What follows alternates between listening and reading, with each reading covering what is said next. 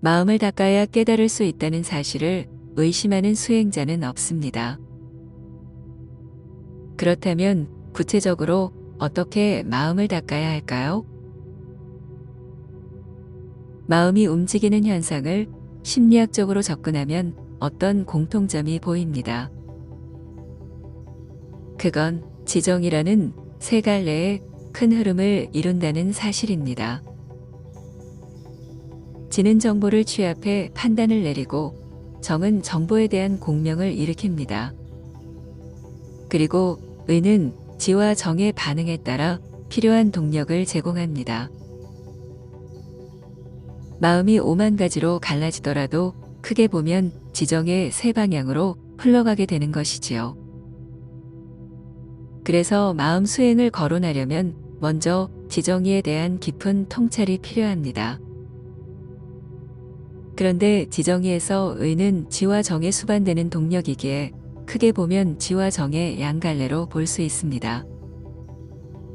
인간을 지성적인 인간과 감성적인 인간으로 구분하는 것도 같은 맥락입니다. 흔히 지성적인 인간을 높이 치지만 그렇다고 감성이 부족하면 인간미가 떨어지겠지요. 그래서 지성과 감성이 균형 잡힌 인간상이 가장 적절하다 할 것입니다. 그렇다면 지성과 감성을 수행에 적용하면 어떻게 될까요? 지성은 알고 싶은 욕망을 일으킵니다. 반면에 감성은 무언가 되고 싶은 욕망을 자아냅니다. 알고 싶은 욕망은 존재의 근본 바탕에서 올려나오는 보편적인 목소리입니다. 반면에 되고 싶은 욕망은 나라는 것을 돋보이기 위해 나오는 편향적인 목소리입니다.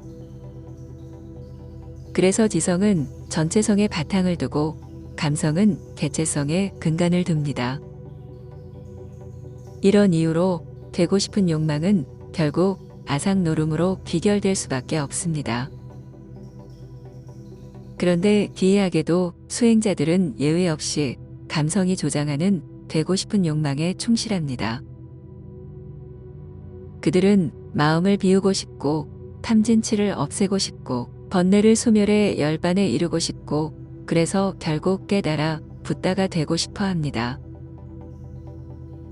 이에 비해 지적 영역인 알고 싶은 욕망을 지닌 수행자들은 가뭄에 콩 나듯이 드뭅니다. 수행자들은 초발심을 낼 땐 나는 누구인가? 존재란 모고를 화두로 삼으면서도 작심삼일이라는 말처럼 얼마 지나지 않아 되고 싶은 욕망으로 가득 물들게 됩니다. 그렇다면 세존은 어떤 길을 걸으셨을까요? 세존은 지성이 조장하는 알고 싶은 욕망에 의해 출가를 하게 됩니다. 생로병사가 일으키는 고통을 절감하고 그 고통이 왜 발생하는지 근원을 파헤치고 싶었던 것입니다. 하지만 당시 브라만교의 수행은 오로지 되고 싶은 수행으로만 채워져 있었습니다. 현실의 고통을 소멸해 열반과 해탈에 나가되는 길을 모색했던 것이지요. 그래서 세존 역시 브라만교의 수행에 몸을 담을 수밖에 없었습니다. 그럼에도 세존은 브라만교의 수행에 대한 의심마저 놓지는 않았습니다. 이는 지성이 던지는 알고 싶은 욕망의 불이 꺼지지 않았다는 것을 의미합니다. 감성의 수행으로 이룬 경지를 늘 지성으로 점검하며 의심을 일으켰던 것이지요. 그 결과 세존은 감성 수행의 최고봉인 열반과 해탈에 이른 뒤에도 습관처럼 의심을 일으켰습니다. 그리고 열반과 해탈을 이루어도 실존을 알 수 없다는 사실에 절망하게 됩니다. 세존은 브라만교 수행으로는 절대로 깨달을 수 없다고 확신했고 그래서 홀로 독립해서 지성의 수행을 해나가게 됩니다. 아느냐 모르느냐의 영역으로 되돌아와 화두의 끈을 놓지 않은 것입니다. 이렇게 되니 몸을 혹사할 필요도 없습니다. 그래서 우유죽을 비롯한 공양을 받았고 시간 날 때마다 숲속을 산책하며 건강도 챙겼습니다. 그러다 명상이 깊어질 때는 보리수나무 아래 좌정하여 알미 궁궐까지 치달았습니다. 그리고 마침내 실존이 왜 스스로 존재하는지를 풀게 됩니다.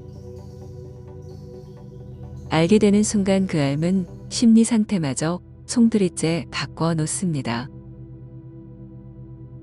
암과 상태의 경계가 사라지면서 그는 인류 사상 최초로 붓다가 된 것입니다. 이후 세존은 감성의 길이 아닌 지성의 길로 가르침의 체계를 세우게 되니 그것이 바로 불교입니다. 그래서 불교는 전적으로 아느냐 모르느냐의 영역입니다. 초기 경전의 대간을 이루는 사성제와 팔정도, 연기법과 중도론 등은 모두 지적 이해를 구하는 철학적 언어로 기술되어 있습니다. 그 이후에 나온 대승불교도 마찬가지입니다. 그래서 불교는 다른 종교와 달리 신학이 아닌 철학의 부류에 들어갑니다. 이런 철학적 의문에 충실했던 것이 불교의 교종입니다. 하지만 교종은 제1원인을 탐구하지 않고 그것을 가리키는 손가락만 더듬거리다가 허송세월을 보내게 됩니다. 그러다가 선종이 등장하면서 도노의 기치가 올라갑니다. 선종은 교종의 무거운 짐을 벗어던졌지만 점점 감성이 추구하는 되고 싶은 욕망 쪽으로 기울게 됩니다. 빨리 깨우쳐 붓다가 되고 싶은 마음에 별의별 속성법들도 만들어내지요. 선문답과 오직 모를 뿐이 그 대표적 사례입니다.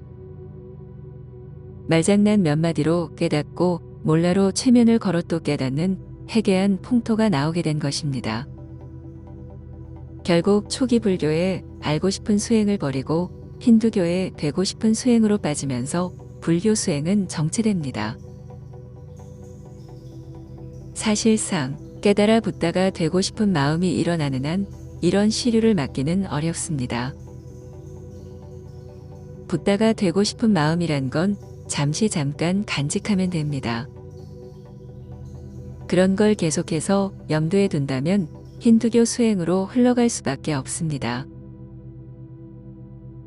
불교는 한마디로 말해 이성의 도화지에 지성의 물감을 풀어 전지를 그려내는 가르침입니다.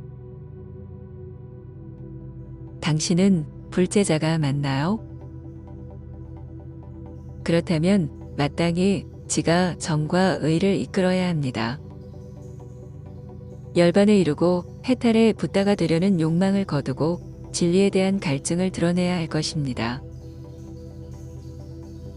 진리의 세계엔 나가 들어설 자리가 없습니다.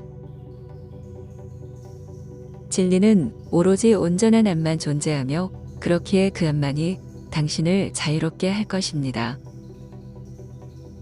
당신은 이제 감성이 만든 열반이나 해탈, 본성이나 불성 같은 환영에서 깨어날 때가 되지 않았나요?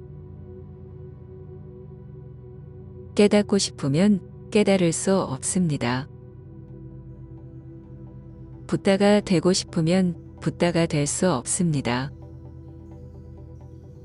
되고 싶은 욕망은 아상이 만든 한낱 환영에 불과하기 때문입니다. 당신의 이성을 믿으세요. 당신의 이성은 전지에 이를 만큼 위대한 힘을 지니고 있으니까요.